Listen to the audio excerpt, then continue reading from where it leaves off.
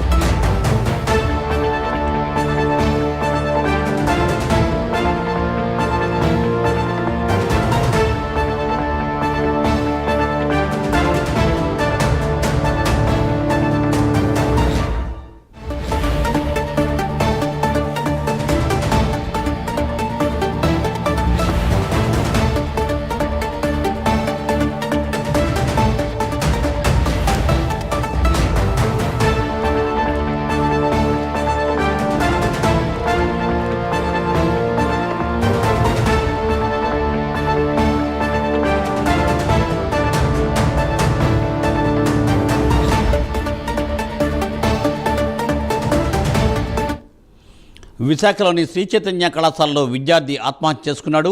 Marikavalasa ozone వ్యాలీలో ఉన్న శ్రీ చైతన్య కళాశాలలో ఇంటర్ ప్రథమ సంవత్సరం చదువుతున్న బాలుడు కళాశాల హాస్టల్ గదిలో ఉరివేసుకున్నాడు.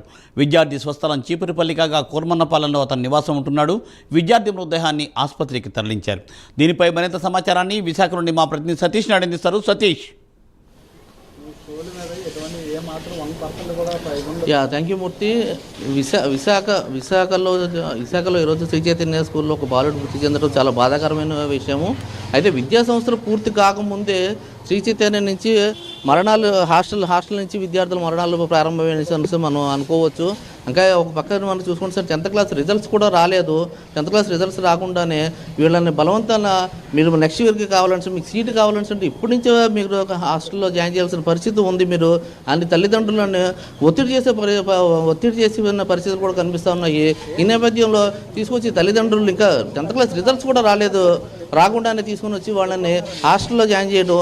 ఈ హాస్టల్లో జాయిన్ అయ్యి అక్కడ 3 రోజులు అవుతున్నప్పటికీ కాకపోతే వాళ్ళు అక్కడ చేస్తున్న ప్రెజరు, ఆ చదువు విద్య ఎంత ప్రెజర్గా ఉంటుందో ఈ బాలుని చూస్తే మనకు తెలుస్తూ ఉంది. కేవలం 3 రోజుల వ్యవధిలోనే అతను ఆత్మహత్య చేసుకున్నట్టు నిన్న కూడా వచ్చి ఆ తల్లిదండ్రులు ఆ తల్లిదండ్రులు దాని మీద బాబుకి ఇలాగా సిక్ అవుతున్నాడు అంటే వాళ్ళు పర్లేదమ్మా 4 రోజులు ఉంచితే వాళ్ళే సెట్ అవుతారు పర్లేదు అనేసి బలవంతాన్ని ఉంచిన పరిస్థితి కూడా అక్కడ కనిపిస్తూ ఉందంటే చెప్తా ఉన్నారు.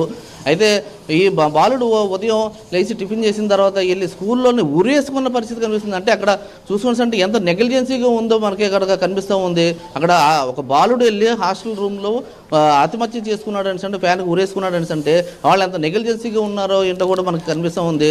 ఇదే విషయాన్ని మనం ఆర్ఐఓని కానీ ఇంటర్ బోర్డు అధికారులను అడుగుతుంటే వాళ్ళకి హాస్టల్కి అనేది వాళ్ళకి అసలు ఎటువంటి అనుమతులు అనేది లేవు. ఎటువంటి హాస్టల్కి అనుమతులు లేకుండా ఒక ఫైర్ ఎగ్జిస్టింగ్ కానీ ఒక ఫుడ్ సేఫ్టీ కానీ ఎటువంటి అనుమతులు లేకుండా హాస్టల్ అన్ని రన్ చేస్తూ ఉన్నారు. విశాఖలో ఓవరాల్గా చూసుకుంటే 40 హాస్టల్ దాకా ఉన్నాయి. దాంట్లో ఒక 18 వరకు శ్రీ చైతన్య హాస్టల్లే ఉన్నాయని చెప్పుకోవచ్చు.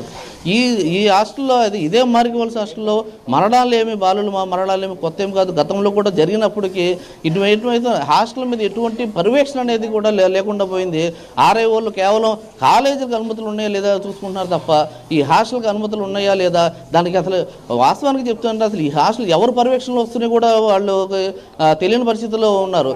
అదే ఆర్ఐఓని అడిగి మీ పరిధిలో ఎన్ని హాస్టల్ ఉన్నాయంటే హాస్టల్ మాకు సంబంధం లేదండి అనేసి డైరెక్ట్గా చెప్తున్నారు.